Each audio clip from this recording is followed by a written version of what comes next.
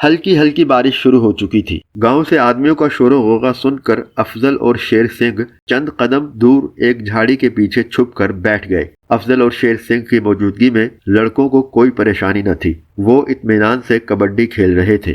موہن سنگھ کا باپ چرن سنگھ قریباً 10 آدمیوں کے ساتھ نمودار ہوا۔ وہ چیختے چلاتے اور گالیاں دیتے چلے آ رہے تھے۔ چرن سنگھ کہہ رہا تھا، دیکھو یہ بھاگ نہ جائیں، ان سب کو پکڑ لو۔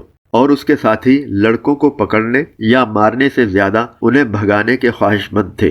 گاؤں سے نکلتے وقت ان کی زبانیں کافی جوش و خروش کا مظاہرہ کر چکی تھی۔ انہیں یقین تھا کہ اگر لڑکے پہلے ہی بھاگ نہیں گئے تو انہیں دیکھ کر بھاگ جائیں گے، لیکن وہ انتہائی اطمینان کے ساتھ کبڈی کھیل رہے تھے اور گاؤں کے آدمیوں کا جوش و خروش پریشانی میں تبدیل ہو رہا تھا۔ چرن سنگھ یہ محسوس کر رہا تھا کہ یہ گستاخ لڑکے اس کے زخموں پر نمک چھڑک رہے ہیں۔ انہوں نے اس کے لڑکے پر ہاتھ اٹھایا تھا، اس کے نوکروں کے ہاتھوں مار کھانے کی بجائے الٹا انہیں پیٹ ڈالا تھا۔ وہ 1000 ایکڑ کا مالک تھا۔ اس کے ساتھ ہی گاؤں کے 10 جنگجو آدمی تھے۔ وہ گلا پھاڑ پھاڑ کر اپنے خوفناک عزائم کا اظہار کر رہا تھا، لیکن ان سب باتوں کے باوجود یہ لڑکے کبڈی کھیل رہے تھے۔ صرف اس کے گاؤں کی حدود میں ہی نہیں بلکہ اس کے اپنے کھیت میں ان کی بے پرواہی اور بے توجہی یہ ظاہر کر رہی تھی کہ وہ اس گاؤں کے مالک ہیں، یہ زمین ان کی ہے اور انہیں گالیاں اور دھمکیاں دینے والے کسی اور ملک کے باشندے ہیں، اور وہ ان پر حملہ کرنے کی بجائے یوں ہی شور مچاتے ہوئے ان کے قریب سے گزر جائیں گے۔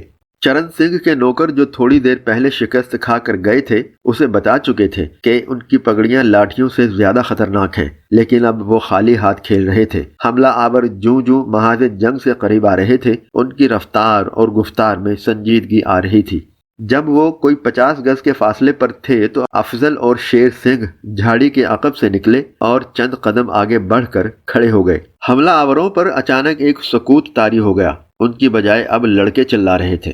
افضل نے لڑکوں کو ڈانٹ کر خاموش کر دیا اور چرن سنگھ اس حرکت کو ایک اچھا شگون سمجھ کر چند قدم آگے بڑھا۔ اس نے کہا، چودھری افضل، ان لڑکوں نے میرے لڑکے اور میرے نوکروں کو مارا ہے۔ افضل نے جواب دیا، اگر تمہارے لڑکے اور نوکروں نے ان لڑکوں کو اس قسم کی گالیاں دی تھیں جیسی تم ابھی دے رہے ہو تو انہوں نے بہت اچھا کیا ہے۔ شیر سنگھ نے کہا، چرن سنگھ، ہمارا خیال تھا کہ تم اپنے گاؤں کے سارے آدمی لے کر آؤ گے، تمہارے بال سفید ہو گئے، لیکن عقل نہ آئی۔ اگر تم یہ سمجھتے ہو کہ تمہارے لڑکے کے سوا باقی تمام بچے لاوارث ہیں تو ان میں سے کسی کو ہاتھ لگا کر دیکھو۔ چرن سنگھ نے فدیانہ انداز میں کہا، شیر سنگھ، تمہارے ساتھ میری کوئی لڑائی نہیں، لیکن ان لڑکوں نے میرے لڑکے کو بہت مارا ہے۔ شیر سنگھ نے کہا، تمہارے لڑکوں کو صرف 2 لڑکوں نے مارا ہے، ان میں سے ایک میرا لڑکا ہے اور دوسرا افضل کا بھتیجا ہے۔ ہم نے اپنے بچوں کو گالیاں نہیں سکھائیں، لیکن گالیوں کا جواب دینا ضرور سکھایا ہے۔ تمہارے لڑکے نے انہیں گالیاں دی تھی، اب تمہیں اس بات کا افسوس نہیں ہونا چاہیے کہ اسے گالیوں کا جواب دیا گیا ہے۔ اگر تمہاری تسلی نہیں ہوئی تو ہمت کرو، تمہارے 10 آدمی ہیں اور ہم صرف 2 ہیں۔ اگر تم کہو تو ہم اپنی لاٹھیاں بھی پھینک دیتے ہیں، لیکن یہ فوج جو تم اپنے ساتھ لے کر آئے ہو لڑنے والی نظر نہیں آتی۔ افضل نے کہا، چرن سنگھ کو صرف بچوں پر غصہ آتا ہے۔ سلیم، گلاب، مجید، ذرا آگے ہو جاؤ، سردار جی اپنا غصہ نکال لیں۔ یہ تینوں لڑکے آگے بڑھ کر چرن سنگھ کے قریب کھڑے ہو گئے۔ چرن سنگھ انتہائی پریشانی کی حالت میں ادھر ادھر دیکھ رہا تھا۔ اگر اس کے سامنے کوئی اور ہوتا تو وہ کب کا آپے سے باہر ہو گیا ہوتا، لیکن افضل اور شیر سنگھ کا معاملہ مختلف تھا۔ بالآخر جہاں طاقت نے جواب دے دیا وہاں عقل کام آئی۔ اس نے کہا، اگر مجھے یہ معلوم ہوتا کہ موہن سنگھ نے تمہارے بچوں کو گالیاں دی ہیں تو میں خود اس کی مرمت کرتا۔ افضل نے ہنستے ہوئے آگے بڑھ کر کہا، بچے اپنے باپ اور نوکروں سے گالیاں سیکھتے ہیں۔ اب جاؤ سردار جی، ہم تمہارے ساتھ لڑنے نہیں آئے تھے، بچوں کا معاملہ تھا، کل یہ پھر ایک ہو جائیں گے۔ بڑوں کو ان کی باتوں میں نہیں آنا چاہیے۔ اگر تم اپنے لڑکے کے کہنے پر لوگوں کے ساتھ لڑتے پھرو گے تو اپنی عزت خراب کرو گے۔ اس کے بعد فریقین میں تھوڑی دیر تک مصالحانہ باتیں ہوتی رہیں۔ سردار چرن سنگھ افضل اور شیر سنگھ کو اپنے گھر کا پانی پلانے اور اپنے باغ کے آم کھلانے پر اصرار کر رہا تھا اور وہ معذرت کر رہے تھے۔ ہلکی ہلکی بارش شروع ہو چکی تھی۔ وہ اپنے گاؤں کا رخ کرنے والے تھے کہ جوہڑ کے دوسرے کنارے کسی کی چیخو پکار نے انہیں اس طرف متوجہ کر دیا۔ پنڈت رام پرساد چلا رہا تھا، خیرو کے بچے یہ بے زبان ہے، ارے پاپی اسے نہ مارو۔ اور خیرو بے تحاشا اس کی گائے پر ڈنڈے برسا رہا تھا۔ گائے بدحواس ہو کر ادھر ادھر بھاگ رہی تھی اور خیرو اسے گھیر گھیر کر مار رہا تھا۔ لوگوں نے بارہا گدھوں پر خیرو کا عتاب دیکھا تھا، لیکن پرائی گائے کے ساتھ اس کا یہ سلوک ان کے لیے ایک معمہ تھا۔ تھوڑی دیر میں وہ سب جوہڑ کے دوسرے کنارے پہنچ کر خیرو کو برا بھلا کہہ رہے تھے، اور خیرو کہہ رہا تھا، سردار جی، چودھری جی، میری بھی سنو، یہ گائے میری پگڑی نگل گئی ہے۔ غضب خدا کا، 7 گز کی پگڑی؟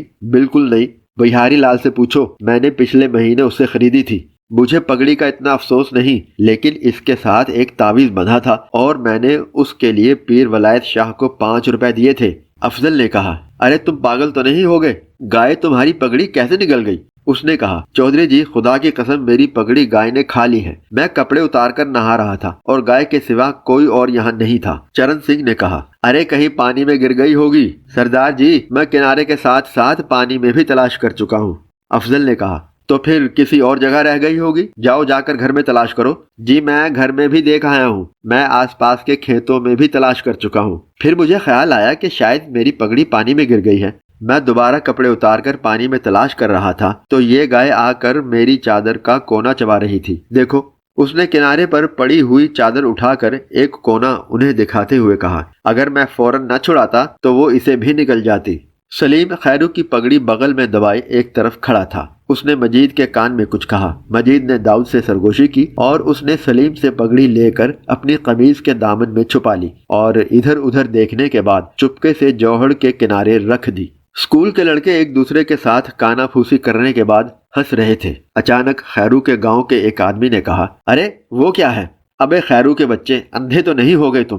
دوسرے آدمی نے آگے بڑھ کر خیرو کی پگڑی اٹھاتے ہوئے کہا۔ کیچڑ اور مٹی سے خیرو کی پگڑی کا حلیہ بہت حد تک بدل چکا تھا، لیکن اس کے ساتھ بندھا ہوا تعویذ دیکھ کر اسے یہ تسلیم کرنا پڑا کہ یہ پگڑی میری ہے۔ تاہم وہ قسمیں کھا رہا تھا کہ اس سے پہلے پگڑی یہاں سے غائب تھی۔ پنڈت رام پرساد، جس نے انتہائی صبر سے گزشتہ صورتحال کا سامنا کیا تھا، اب آپے سے باہر ہو رہا تھا۔ بارش کی رفتار نے لوگوں کو زیادہ دیر ہنسنے کا موقع نہ دیا۔ جب وہ رخصت ہو رہے تھے تو سلیم نے آگے بڑھ کر دبی زبان میں افضل سے کہا، چچا، یہ داؤد پر غصہ اتاریں گے۔ بیٹا تم فکر نہ کرو۔ یہ کہہ کر افضل آگے بڑھا اور چرن سنگھ کو بازو سے پکڑ کر ایک طرف لے گیا۔ کچھ دیر دونوں آپس میں باتیں کرتے رہے۔ جب افضل اور شیر سنگھ بچوں کو لے کر اپنے گاؤں کی طرف چل پڑے تو داؤد بھی ان کے ساتھ ہو لیا۔ تھوڑی دور جا کر افضل نے کہا، داؤد، بے فکر ہو کر اپنے گھر جاؤ، میں نے تمہارے متعلق اس کے کان کھول دیے ہیں۔ اگر وہ اب بھی تمہیں کچھ کہے تو میرے پاس چلے آنا۔ اگلے دن لڑکوں نے موہن سنگھ کے طرز عمل میں ایک غیر متوقع تبدیلی محسوس کی۔ لڑکے اسے کل کے واقعات سنا سنا کر چھیڑ رہے تھے اور وہ سر جھکائے خاموش بیٹھا تھا۔ اس کے پڑوس کے لڑکوں نے بتایا کہ اس کے باپ نے گھر پہنچ کر سارا غصہ اس پر نکالا تھا۔